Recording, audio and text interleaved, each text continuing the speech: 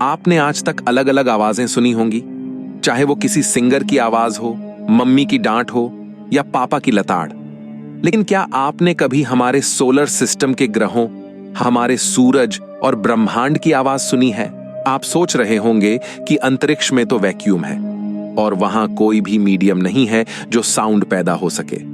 ऐसे में ये ग्रह आवाज कैसे कर सकते हैं? तो मैं आपको बता दूं कि वैज्ञानिकों ने अलग अलग ग्रहों और सूर्य के इलेक्ट्रोमैग्नेटिक रेडिएशन को साउंड वेव में कन्वर्ट किया है। जब इन आवाजों को सुना गया तो वैज्ञानिकों के होश उड़ गए। तो दोस्तों, चलिए जानते हैं कि आखिर ऐसा क्या है इन आवाजों में। आखिर क्या कहना चाहते हैं ये सेलेस्टियल ऑब्जेक्ट्स, और अंत में ब्रह्मांड की आवाज सुनकर आप जान पाओगे कि ब्रह्मांड आखिर हमसे क्या कहना चाहता है। अगर हम अपने सोलर सिस्टम की यात्रा करें तो सबसे पहले हम पहुंच जाते हैं सोलर सिस्टम के सबसे पहले और छोटे ग्रह बुध पर। बुध ग्रह एक ऐसा प्लेनेट है जो सूरज के सबसे करीब है और लगातार सूरज की गर्मी को झेल रहा है। लेकिन इसके बावजूद भी जहां दिन में मरकरी का तापमान 430 डिग्री तक पहुंच जाता है, वहीं रात में ये -173 डिग्री की ठंड में कांप रहा होता है। वैज्ञानिकों ने मरकरी से आ रहे सिग्नल्स को सोनिफाई किया तो कुछ ऐसा साउंड सुनाई दिया।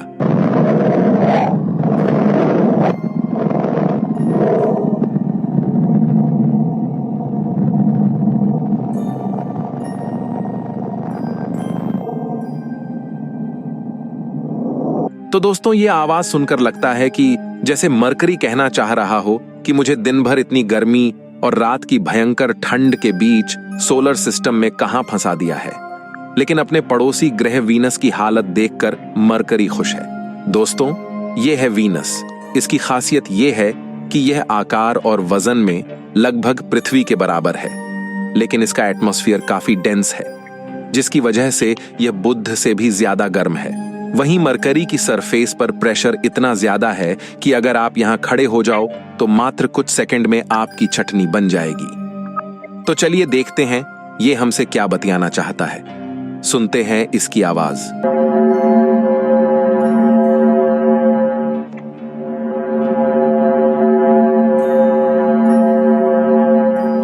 तो दोस्तों, शुक्र की आवाज सुनकर लग रहा है कि ये हमें घंटी बजाकर पहले से वार्निंग दे रहा हो कि भाई इधर मत आना, वरना एल लग जाएंगे। लेकिन दोस्तों, शुक्र है कि हम पृथ्वी पर काफी मजे से रहते हैं और इसी वजह से हमारी पृथ्वी की आवाज कुछ ऐसी सुनाई देती है।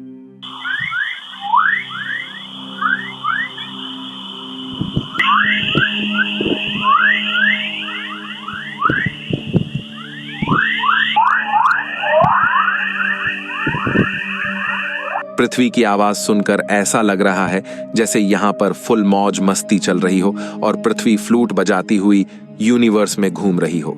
लेकिन दोस्तों, हम यूनिवर्स में फुल मौज मस्ती कर पाए, इसके लिए हमारी पृथ्वी पर मौजूद लाइफ को हमें मल्टी प्लेनेटरी बनाना है। इसके लिए हमें सबसे पहले मंगल पर जाना होगा और वहां इंसानी बस्तियां बसानी होगी ताकि हम यूनिवर्स में फैल सकें।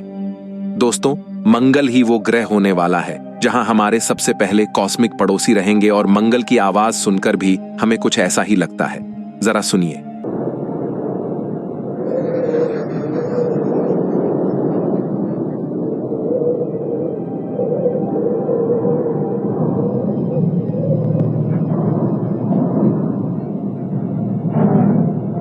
इसे सुनकर लग रहा है मानो मंगल हमें बुला रहा है, एक होप दे रहा हो ताकि इसे टेराफॉर्म करके हम इसे बदल पाएं। इसके आगे अगर हम जुपिटर ग्रह पर चले जाएं तो मैं आपको बता दूं कि जुपिटर पर हम कभी रह नहीं सकते, क्योंकि यह सोलर सिस्टम का सबसे बड़ा गैस का गुब्बारा है। इसमें सॉलिड सरफेस नहीं है। इसका साउंड ऐसा सुनाई देता है।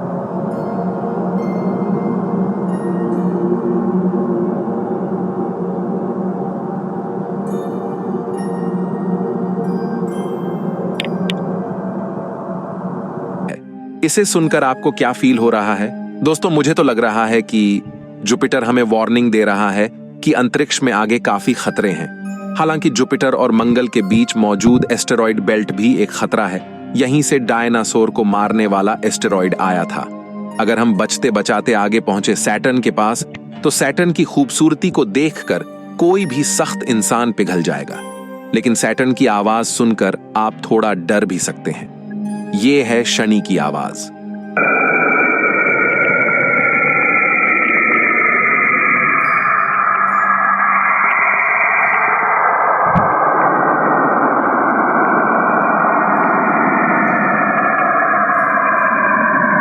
दोस्तों, सैटर्न की आवाज काफी डरावनी लग रही है, मानो ये कोई भूतिया ग्रह हो। कहीं ना कहीं यह हमें बता रहा है कि यूनिवर्स जहां काफी इंटरेस्टिंग है, वहीं ये काफी डरावना भी है। दोस्तों, आपको क्या लगता है कि ये क्या कहना चाह रहा है? कमेंट में जरूर बताइए। तब तक हम यूरेनस के पास चलते हैं और इसकी आवाज सुनते हैं।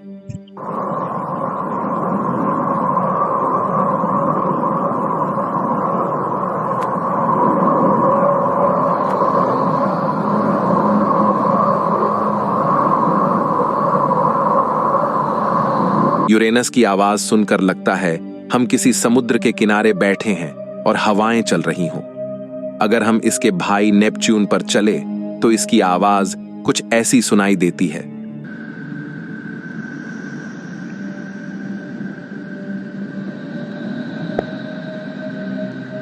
इसे सुनकर लगता है जैसे यह हमें कह रहा हो, श्श्श, कोई है या कोई सीक्रेट बताना चाहता हो। तो चलो दोस्तों, वो सीक्रेट हम सूरज चाचू से ही पूछ लेते हैं। देखते हैं सूरज क्या कहना चाह रहा है। ये है हमारे सूरज की आवाज।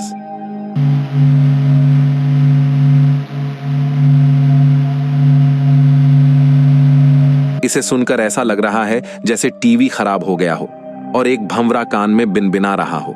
लेकिन दोस्तों, आप लोग सच में कांप उठोगे अगर आप सूरज से आ रही सोलर हवाओं की आवाज सुनो। ये है सूरज की सबसे डरावनी आवाज। इसे ईयरफोन लगाकर सुनिए।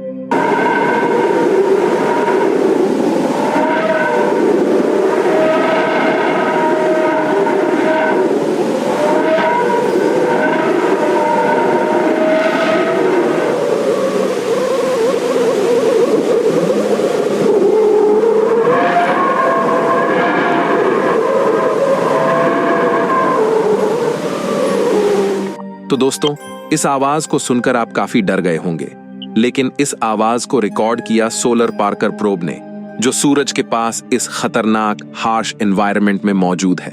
दोस्तों, ये जो इमेज आप देख रहे हो, ये उसी जगह की रियल इमेज है जहां सोलर पार्कर तैनात है और इन्हीं सोलर हवाओं की प्रेशर वेव को आप सुन रहे थे। इसके बाद अगर हम सोलर सिस्टम में काफी दूर चले जाएं, तो हमें हमारा एक नाराज साथी मिलता है, यानी प्लूटो, जिसे वैज्ञानिकों ने कभी प्लेनेट होने का दर्जा नहीं दिया। इस वजह से यह काफी नाराज घूमता रहता है। तो चलिए सुन लेते हैं इसकी भी आवाज की ये क्या कहना चाहता है। ये है प्लूटो की आवाज।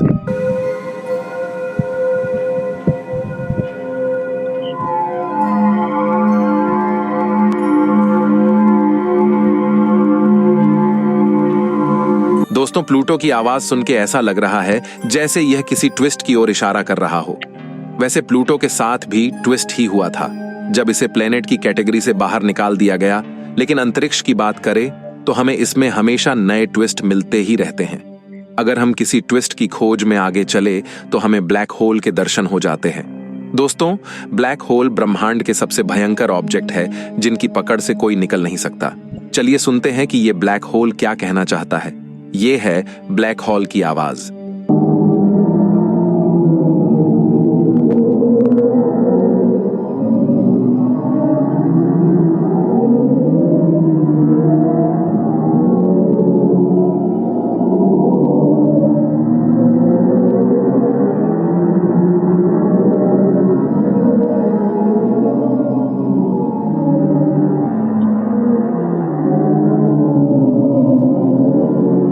तो यह आवाज हमें काफी डरावनी और क्रीपी लग रही है, जैसे कोई हॉरर फिल्म चल रही हो।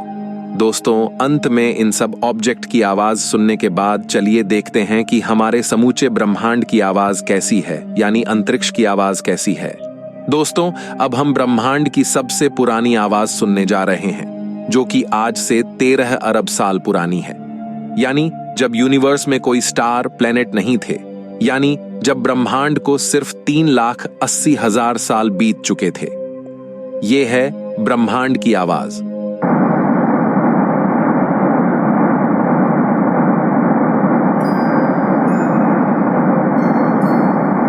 दोस्तों, यह रियल साउंड वेव की तरह है।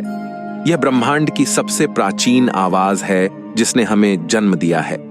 यह तब की आवाज है जब ब्रह्मांड में कोई मॉलिक्यूल्स, एटम्स भी नहीं थे, बल्कि प्लाज्मा का एक काफी बड़ा कॉस्मिक सूप था जिसमें सब एटॉमिक पार्टिकल्स मौजूद थे। इस आवाज ने पूरे ब्रह्मांड को हिलाकर रख दिया था, जिसके इम्प्रिंट हम आज भी कॉस्मिक माइक्रोवेव बैकग्राउंड रेडिएशन पर देख सकते हैं। ब्रह्मांड की एक और आवाज यानी अंतरिक्ष यानी इंटरस्टेलर स्पेस में कैसी आवाज आ रही है, अगर हम इसे सुने तो मैं आपको बता दूं कि सोलर सिस्टम से बाहर जाने पर स्पेस बिल्कुल खाली नहीं है, बल्कि इसमें वैक्यूम एनर्जी और इंटरगैलेक्टिक प्लाज्मा है।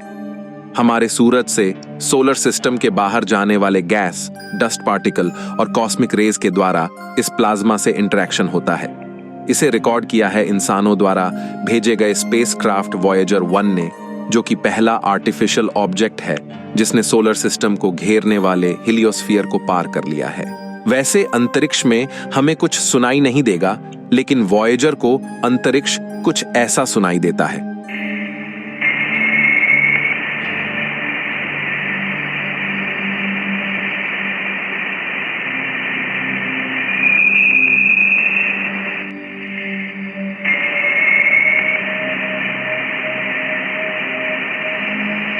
दोस्तों, यह आवाज कहीं ना कहीं अंतरिक्ष के सन्नाटे को दर्शा रही है कि अंतरिक्ष में काफी ज्यादा शांति है।